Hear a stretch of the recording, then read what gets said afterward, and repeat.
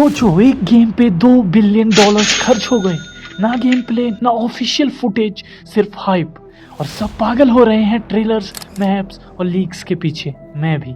पर सोचो अगर ये सब सिर्फ सरफेस लेवल है तो अगर ये दुनिया का सबसे बड़ा स्कैम नहीं है तो शायद सबसे बड़ा गेम होने वाला है। रॉकस्टार या तो फुल पागल हो चुका है या कुछ ऐसा बना रहा है जो हम सोच भी नहीं सकते। मैं हूँ मिस्टर डैज़लर और ये कोई क्लिकबेट नहीं है। चलो देखते हैं $2 बिलियन के पीछे की असली कहानी। ठीक है, $2 बिलियन मतलब हद से ज़्यादा पैसा है।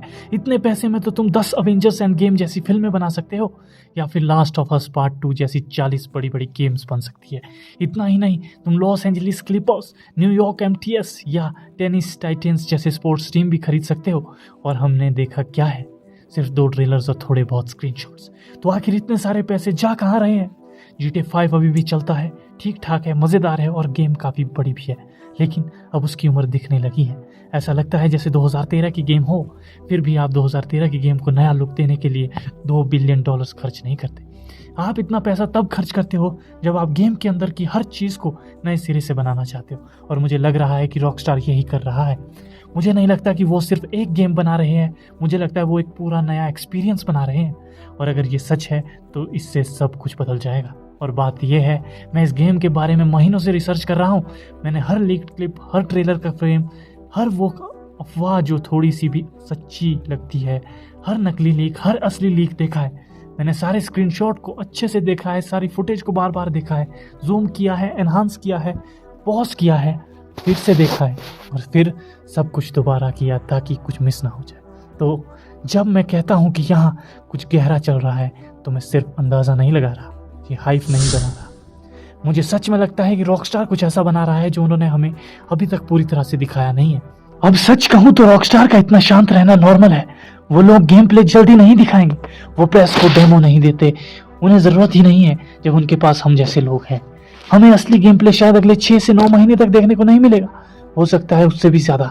लेकिन ये जानते हुए भी इस बार कुछ अलग लग रहा है, क्योंकि वो जिस लेवल की गेम टीज कर रहे हैं, टेक्नोलॉजी, दुनिया, सिस्टम, उससे लगता है कि ये एक नॉर्मल सीक्वल से बहुत आगे की चीज़ है। मुझे नहीं लगता कि वो सिर्फ कोई गेम प्ले फीचर छुपा रहे हैं, मुझे लगता है कि वो इस प्रोजेक्ट का जो असली साइज है उसको छुपा रहे हैं। और जब $2 बिलियन का बजट सामने हो तो ये राज और भी बड़ा लगने लगता है। मुझे नहीं लगता तुम सिर्फ एक गेम का इंतजार कर रहे हैं, मुझे लगता है कि हम ये देखने का इंतजार कर रहे हैं कि रॉकस्टार पिछले 12 साल से असल में बना क्या रहा था। तो चलो इस पर बात करते हैं। इतना सारा पैसा आखिर जाता कहाँ है?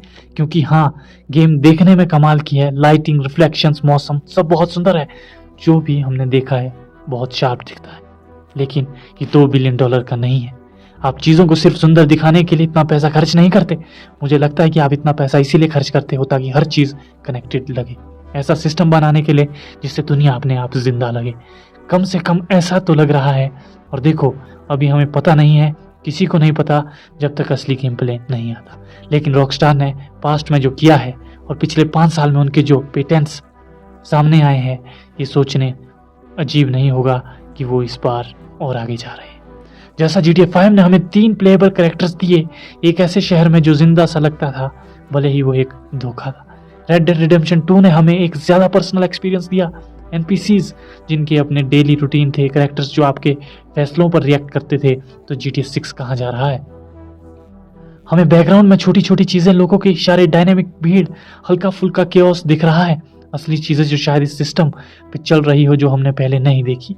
मतलब ये स्क्रिप्टेड नहीं लगता। मैं जानता हूँ कि ये ट्रेलर है, पर ऐसा फील होता है जैसे अंदर कोई सिस्टम चल रहा है, और शायद है, शायद नहीं है। लेकिन अगर रॉकस्टार ऐसी दुनिया बना रहा है जहाँ ये छोटी छोटी डिटेल्स अपने आप होती हैं, तो हाँ, शायद पैसा वहाँ जा रहा है। हम श्योर नहीं हो सकते जब तक हम खुद ना खेलें, लेकिन अगर कोई स्टूडियो इतना आगे जाएगा तो वो शायद रॉकस्टार ही है। और यही वो बात है जिस पर मैं बार बार आ जाता हूँ। अगर ये सच में $2 बिलियन की गेम है तो ये सिर्फ एक कहानी या एक शहर या सिर्फ एक रिलीज़ के बारे में नहीं हो सकती। इतना पैसा लगाने का मतलब होता है कि आप लंबी प्लानिंग कर रहे हैं। लेकिन मुझे नहीं लगता कि ये सिर्फ इंफ्रास्ट्रक्चर या टूल्स के बारे में है। मतलब हो सकता है बिल्कुल, लेकिन ये कुछ ऐसा भी हो सकता है जिसके बारे में हम सोच भी नहीं रहे। कुछ बहुत बड़ा, कुछ जिसके लिए कोई तैयार नहीं है। हमने स्टूडियोज़ को अपनी टेक्नोलॉजी को फ्यूचर प्रूफ बनाने के लिए भारी पैसा खर्च करते देखा है, लेकिन $2 बिलियन नहीं। ये एम्बिशन से भी आगे की बात है और ये जानबूझकर छुपी साधना। कोई प्रीव्यूज़ नहीं, कोई इंटरव्यूज़ नहीं, कोई रोड मैप नहीं, सब कुछ राज है। सिर्फ 2 ट्रेलर्स, थोड़े से स्क्रीनशॉट्स और ये एहसास कि पर्दे के पीछे बहुत कुछ चल रहा है। अब मैं ये नहीं कह रहा कि GTA 6 में कोई ज़बरदस्त ट्विस्ट छुपा है या कोई सीक्रेट मोड या कोई अजीब फीचर, लेकिन यार सोचो, इतने बड़े बजट के साथ इतने टाइम के डेवलपमेंट के बाद ज़रूर कुछ ऐसा होगा जिसके बारे में हमने सोचा भी नहीं, या फिर कुछ ऐसा जिसके बारे में हमने सोचा है। शायद कुछ अजीब थ्योरी सही हो, शायद हमें सच में एक दूसरा शहर मिल रहा है, शायद हमें साउथ अमेरिका का भी कुछ हिस्सा मिल रहा है, शायद हमें कुछ और एक्स्ट्रा प्लेबल प्रोटैगनिस्ट मिल रहे हैं। मतलब $2 बिलियन के बजट में ये सब मुमकिन है और मैं बस यही कह रहा हूँ। और रॉकस्टार ये सब कुछ एक ट्रेलर में नहीं दिखाएगा, खासकर तब जब गेम आने में 12 महीने बाकी। वो आखिरी के कुछ महीनों का इंतज़ार करेंगे, इंटरनेट पर एक बॉम्ब फोड़ेंगे और गेम रिलीज से ठीक पहले हाइप को आसमान पर पहुंचा देंगे। और यही वो चीज़ है जो मुझे सबसे ज़्यादा क्यूरियस कर रही है। सिर्फ ये नहीं कि गेम कितनी बड़ी है, बल्कि ये कि वो हमें क्या नहीं दिखा रहे हैं। $2 बिलियन, 10 साल का डेवलपमेंट, दुनिया भर में उनके ढेर सारे स्टूडियोज, सब मिलकर कुछ ऐसा बना रहे हैं जिसे हम पूरी तरह से समझ नहीं पा रहे।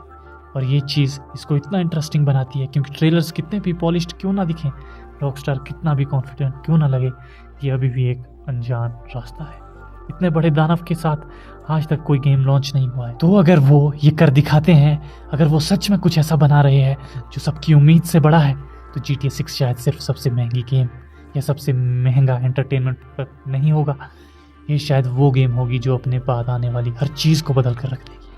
कॉन्टेक्स्ट के लिए GTA 5 को बनाने में 2013 में लगभग $265 मिलियन लगे थे। अगर आप उस नंबर को महंगाई के हिसाब से एडजस्ट करेंगे तो आज के हिसाब से वो 380 मिलियन बनते हैं। और जब आप इसकी तुलना GTA 6 के $2 बिलियन के प्राइस टैग से करते हैं तो आप खर्चे में 423% का इजाफा देख रहे हैं। तो मैं आपसे ये पूछता हूँ, अगर रॉकस्टार पिछली बार से 4 गुना ज़्यादा खर्चा कर रहा है तो क्या हम फाइनल गेम से 4 गुना ज़्यादा उम्मीद रखनी चाहिए, शायद उससे भी ज़्यादा। क्योंकि इस पॉइंट पर बात सिर्फ एक अच्छी गेम देने की नहीं है, वो तो रॉकस्टार से पक्का मिलता ही है। यहाँ बात इतने बड़े इन्वेस्टमेंट को जस्टिफाई करने की है जो इंडस्ट्री ने पहले कभी नहीं देखा। मतलब वो एक चीज़ क्या है जो रॉकस्टार हमेशा डिलीवर करता है, एक ऐसा एक्सपीरियंस जो आपने जेनर बदल दे, अवार्ड विनिंग हो और पूरी इंडस्ट्री के लिए अगले 10 साल तक एक नए स्टैंडर्ड सेट कर दे। वो हर बार उम्मीदों पर खरे उतरते हैं। तो अगर ये उनका बेसलाइन है तो इसका क्या मतलब हो जब टेक-2 इंटरैक्टिव के CEO स्ट्रॉस ज़ेल्निक कहते हैं कि GTA 6 उम्मीदों से भी आगे जाएगी। अकेले में ये एक मार्केटिंग की बात लगती है, लेकिन जब इसको बाकी सब चीज़ों के साथ जोड़ते हैं, चुप्पी, गेम का साइज़, टाइमलाइन और $2 मिलियन का बजट, तो ये कुछ बहुत ही असली और इंटरेस्टिंग लगने लगता है। और मैं सच कहूँ तो ये देखने के लिए इंतज़ार नहीं कर सकता कि असली मतलब क्या है। आप लोगों को क्या लगता है कि $2 बिलियन कहाँ खर्च हो रहे हैं? मुझे कमेंट्स में बताओ, वो क्या छुपा रहे हैं, हमने अभी तक क्या नहीं देखा है। और अगर आपको और गहराई में जानना है तो मेरे पास एक पूरी प्लेलिस्ट है जिसमें ट्रेलर्स, लीक्स, पेटेंट्स, सब कुछ जो हमने अब तक ढूंढा है ऊपर बात की है, अब यहाँ क्लिक कर सकते हैं। चलो साथ में टाइम बिताने के लिए शुक्रिया, मिलते हैं अगले वीडियो।